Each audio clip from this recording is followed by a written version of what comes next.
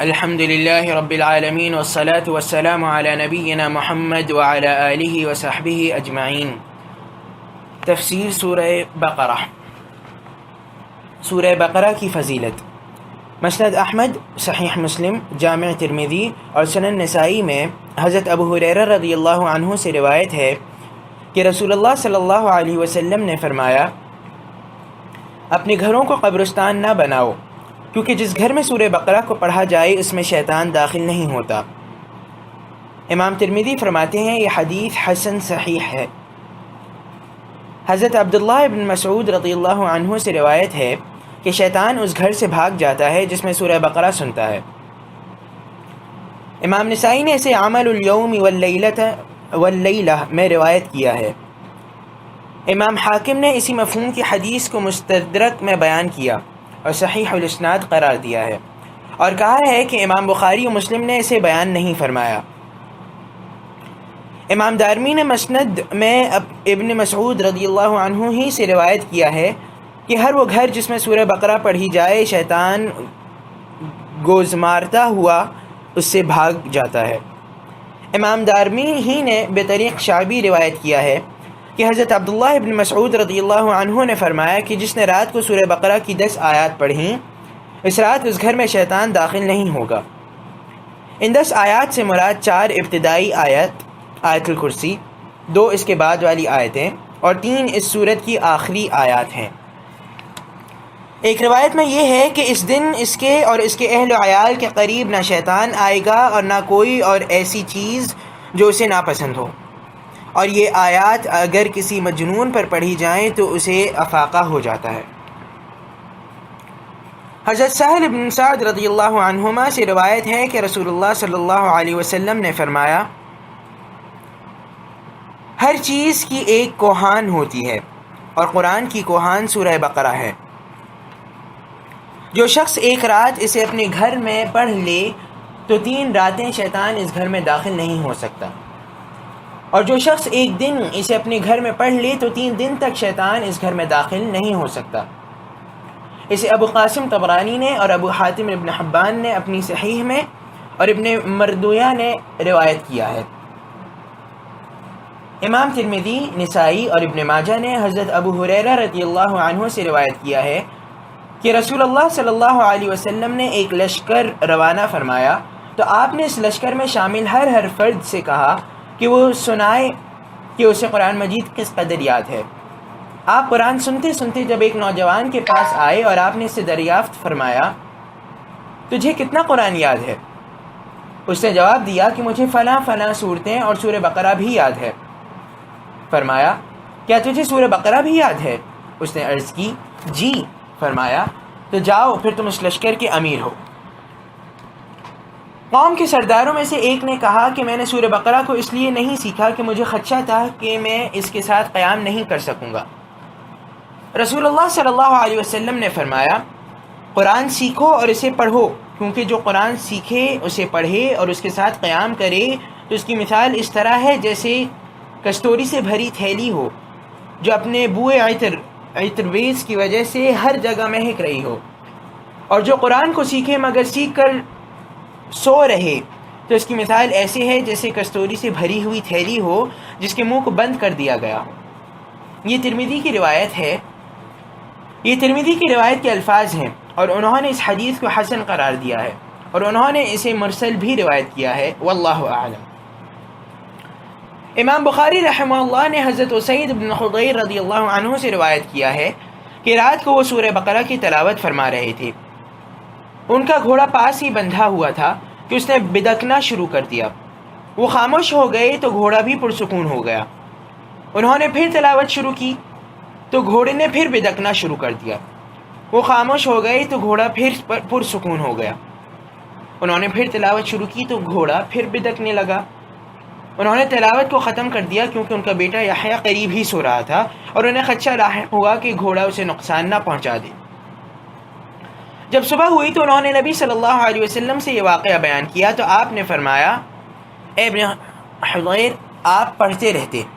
عرض کی، اے اللہ کے رسول، میں اس بات سے ڈر گیا کہ گھوڑا یحییٰ کو نقصان نہ پہنچا دے جو قریب ہی لیٹا ہوا تھا۔ میں نے دھیان اوپر کیا اور بچے کے پاس آ گیا۔ پھر میں نے اپنے سر کو آسمان کی طرف اٹھایا تو کیا دیکھتا ہوں کہ صاحبان کی طرح ایک چیز ہے جس میں چراغوں کی مانند کوئی شے ہے۔ پھر میں باہر نکلا تو دیکھا کہ وہاں کچھ بھی نہیں۔ فرمایا آپ جانتے ہیں یہ کیا چیز تھی؟ عرض کی جی نہیں۔ فرمایا یہ تو فرشتے تھے جو آپ کی تلاوت سننے کے لیے آئے تھے، اور اگر آپ پڑھتے رہتے تو لوگ صبح کے وقت انہیں اپنی آنکھوں سے بے حجاب دیکھتے۔ اس حدیث کو امام ابو عبیدہ قاسم بن سلام نے بھی اپنی کتاب فضائل القرآن میں بیان کیا ہے، واللہ اعلم۔ سورہ بقرہ کی سورہ آل عمران کے ساتھ فضیلت۔ امام احمد نے عبداللہ بن بریدہ کی اپنے باپ سے روایت بیان کی ہے کہ میں نبی صلی اللہ علیہ وسلم کے پاس بیٹھا ہوا تھا۔ میں نے آپ کو ارشاد فرماتے ہوئے سنا، سورہ بقرہ کو سیکھو، اسے لینا برکت اور اسے ترک کرنا حسرت ہے، اور جادوگر قسم کے لوگ اس کی استطاعت نہیں رکھتے۔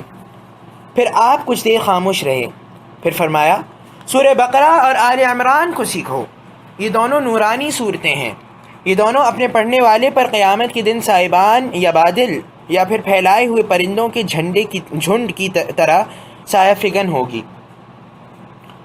قرآن پڑھنے والا جب قبر سے اٹھے گا تو قرآن اس سے ایک اجنبی شخص کی صورت میں ملے گا اور کہے گا کیا آپ مجھے پہچانتے ہیں؟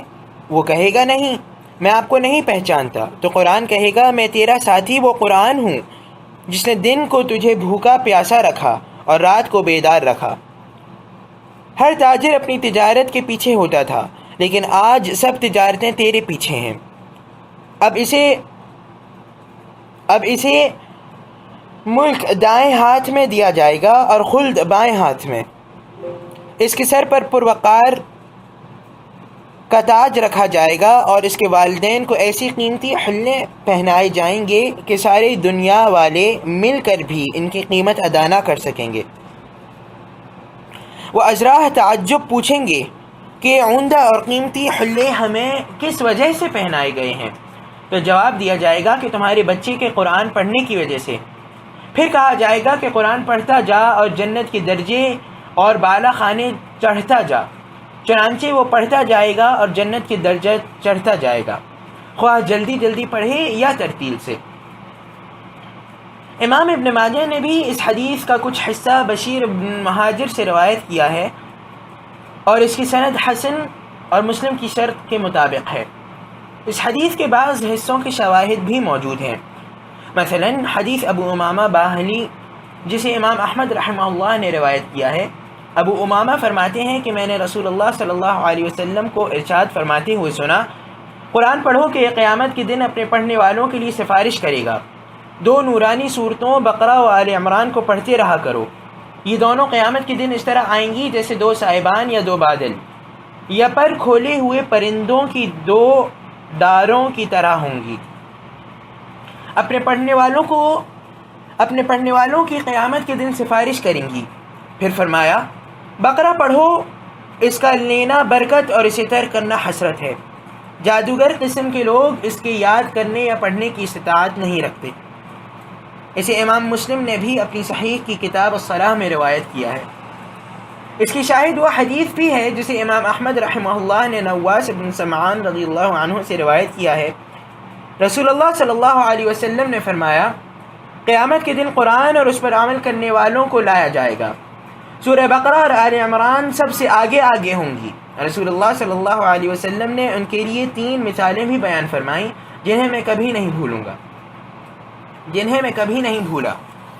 آپ نے فرمایا گویا یہ دونوں صورتیں 2 بادل یا 2 گھنے صاحبان ہوں جن میں چمک دمک ہو، یا پر کھولے ہوئے پرندوں کے 2 جھرمٹ ہوں، اپنے پڑھنے والوں کی یہ سفارش کریں گی۔ اسے امام مسلم نے بھی روایت کیا ہے۔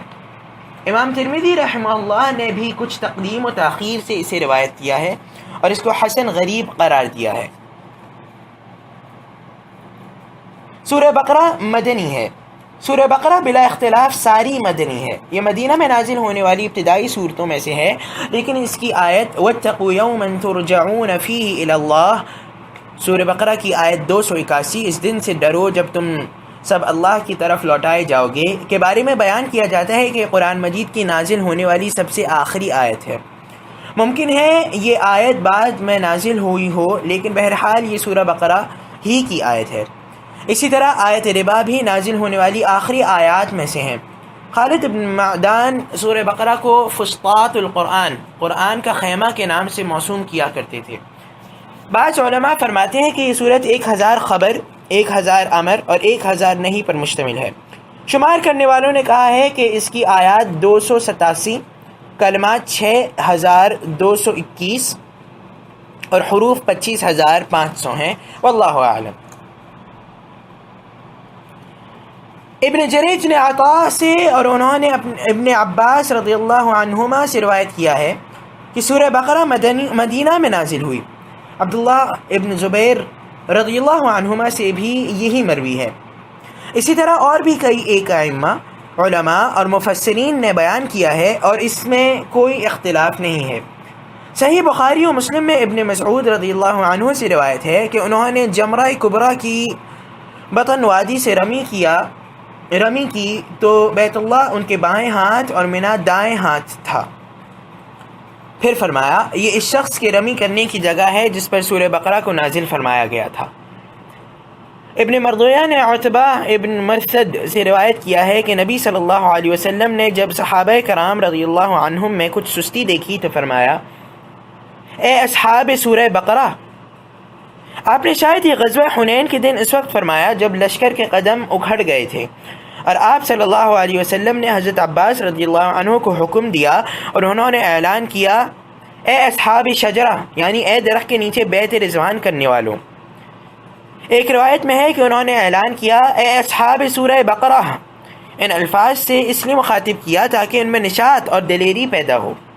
یہ اعلان سنتے ہی صحابہ کرام رضی اللہ عنہم ہر طرف سے پروانہ وار دوڑتے چلے آئے۔ اسی طرح یمامہ کے دن جب مسیلمہ کذاب کے ساتھیوں سے جنگ ہوئی اور صحابہ کرام رضی اللہ عنہم کے قدم بنو حنیفہ کے لشکر کی چیرہ دستیوں کی وجہ سے ڈگمگا گئے تو مہاجرین و انصار بھی ایک دوسرے کو کہہ کر پکارنے لگے یا اصحاب سورۃ البقرہ، حتیٰ کہ اللہ تعالیٰ نے صحابہ کرام رضی اللہ عنہم کو فتح و نصرت سے سرفراز فرما دیا۔